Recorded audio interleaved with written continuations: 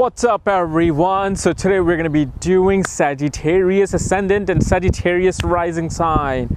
And would you please, for God's sake, stop preaching people all the time, you Sagittariuses.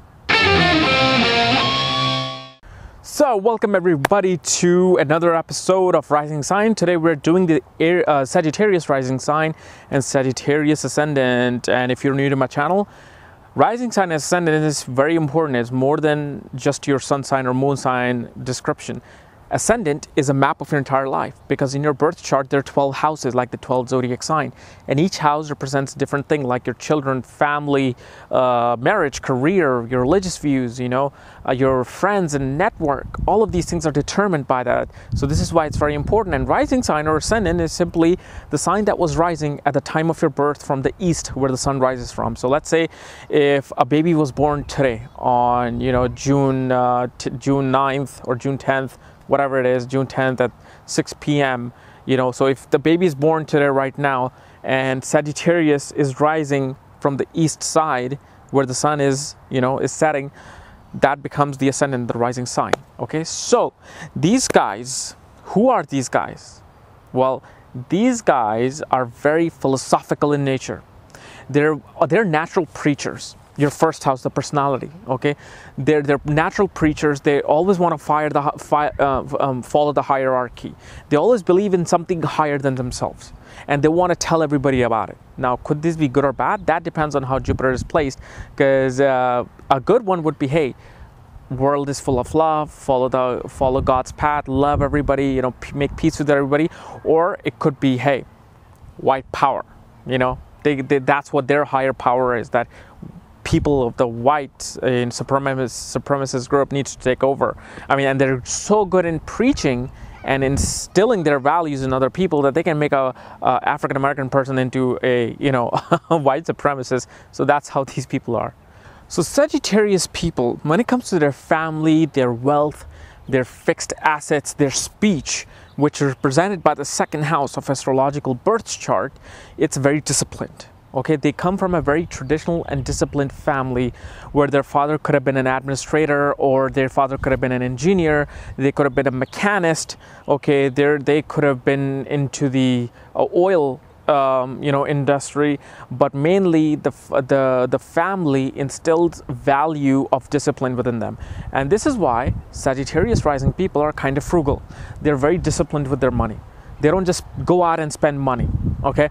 And when it comes to their fixed assets, they're not one of those people who want to bet, hey, let's make some money quickly. No, they're very traditional people. They will go get a job as a university as a professor, and the money that they will get, they will put in IRA, Roth IRA, 401k. Geez, I should be a financial planner instead of giving you astrological guidance. But anyway, they go the traditional route. They'll invest in the company, and then slowly they'll build their wealth. So their wealth is very steady and very steep. They keep climbing up because of the fact they're very cautious.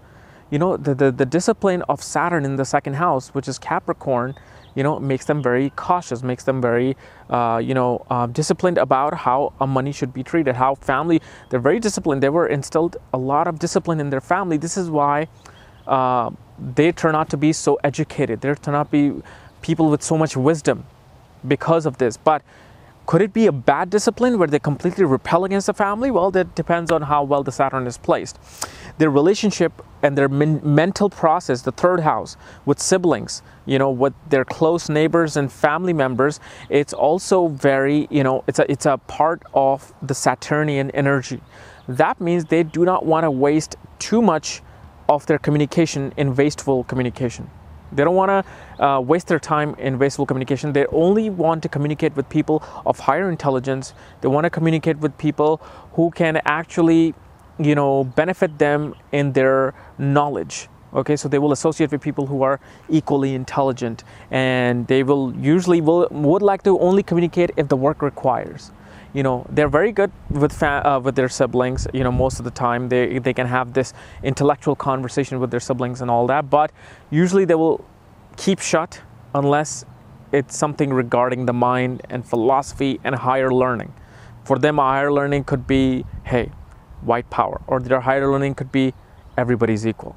Again, depends upon Saturn and Jupiter's placement in the chart. their family values, the family home, the family environment in the home. Let's talk about that. So when it comes to their home, the 4th house, which is ruled by Pisces, again, a sign ruled by Jupiter, their ascendant, these guys literally are the spiritual engine and the spiritual teacher of their home. They naturally become the spiritual speaker of their home. They want their home to be very spiritual, very, like a serene environment. If you go to a Sagittarius home, you'll see Buddha statue, or you might see a Christ statue sitting in a very serene environment. They make their home like very peaceful and calm.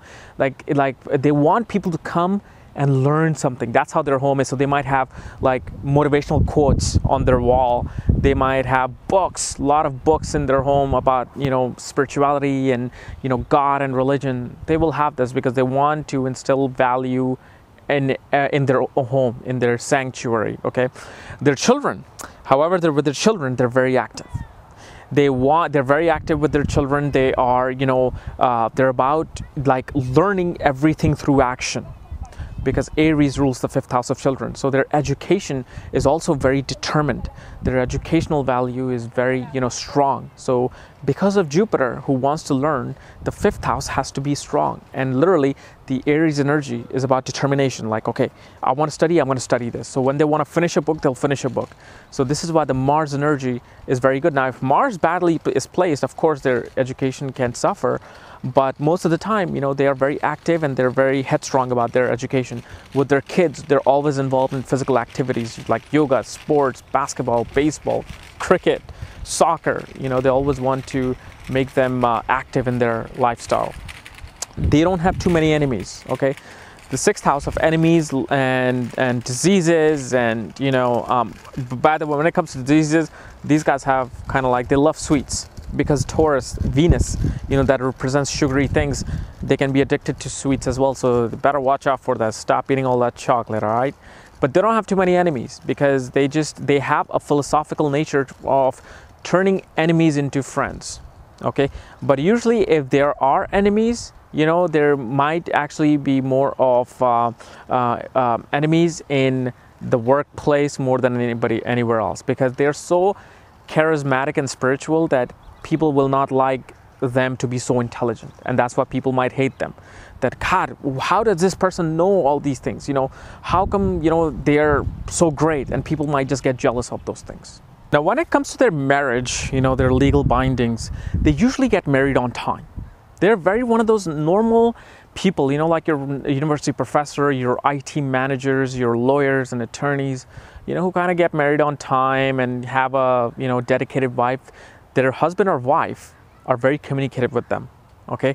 And this is actually kind of works in their way because these guys are so philosophical and highly minded. They want somebody to communicate with. So their opposite, is highly communicative because it's ruled by Gemini, Mercurian energy. And even though they are not friends with Mercury, because Mercury just wants to chap. They want to chat and gossip about everything, where Sagittarius is wanting to talk just about the higher philosophical things. So that kind of becomes their challenge, that even though your husband and wife are talkative, they might not believe in the same things as you do. They might not follow the same strict rules regarding spirituality and religion as you do. And this is where actually is a blessing. And it's your challenge, that you should not be so hardcore about your spirituality and religious belief. Try to have some fun with the communication. Maybe your wife or husband wants to talk about, hey, this celebrity got divorced today. Check it out. Or, oh, did you see that reality show? Give into that sometimes. You don't have to be a Plato or Aristotle all the time, okay? So chill about those things. Their longevity, their sudden changes, again, there are fluctuations in their emotions. They're emotionally, here's the thing, because Cancer rules the 8th house of these things, of sudden changes, and it's ruled by the moon and wife's family and joint assets. Their wife or husband give more of an emotional assets to them more than material. So their wife or husband might invest themselves and their emotion into the marriage and married life, and they feel good about this. They don't really need the material wealth. Sagittarius people, they're okay. but their dedication of their wife and husband becomes that emotional asset, and they're very much connected to the wife's or husband's family emotionally because it's the moon is there. But remember, wherever moon sign is, the Cancer, it's always going to be up and down tide, so they can have actually, you know, changes in their life, sudden changes, you know, if moon is not well placed. Okay, their religious views, okay, when it comes to their religious views, this is the part to notice, is that it's very, very, you know, esoteric and very much about the hierarchy, the higher power. Their belief is that there is this one thing that is controlling everything. That's what their inner belief is. Why? Because sun is controlling the ninth house. What is sun? The bright light in the sky, that one thing that energizes everything, the entire solar system. So this is why their father actually is a main signifactor of the values that they have within them. The father instills the religious and spiritual belief, and usually it's the belief that no matter what God is there or not, there is that one little higher power that even the Freemasons talk about, is that this one little energy is up there trying to control everything, and they believe in that one little energy. So you'll find these guys giving appreciation to the sun, like the Surya Namaskar, you know, giving water to the sun. You'll find that in Sagittarius people. So when it comes to their career, okay, which is ruled by Virgo, Mercury, okay, intellectual and calculation. So first of all, these guys make very good accountants. Okay, they make very good accountants, very good business people, because Mercury is also ruling their 7th house of business, okay, and legal dealings.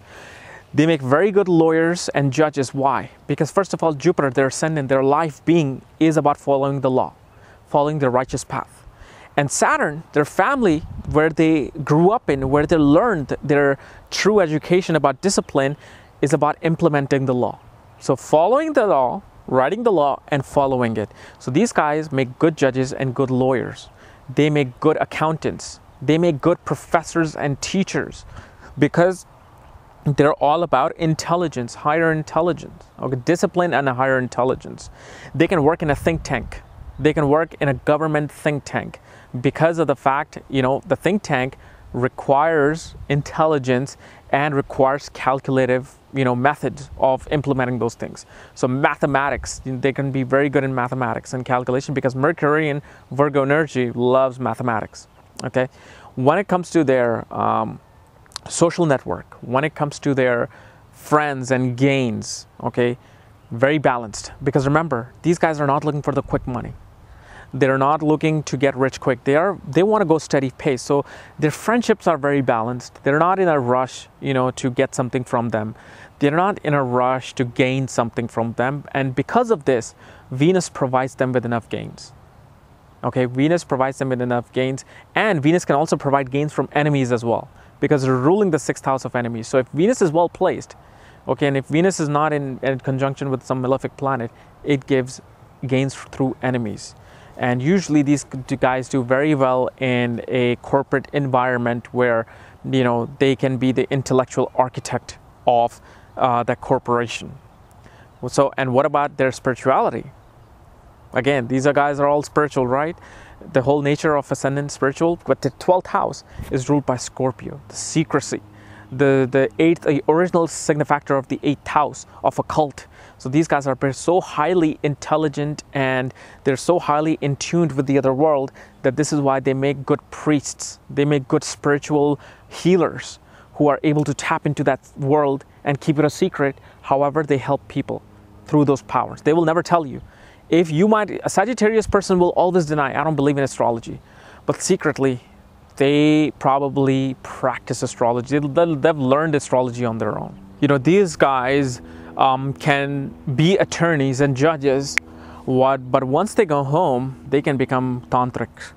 They can become, tantric advisors. They can become those Kundalini teachers, but they're very secretive about it.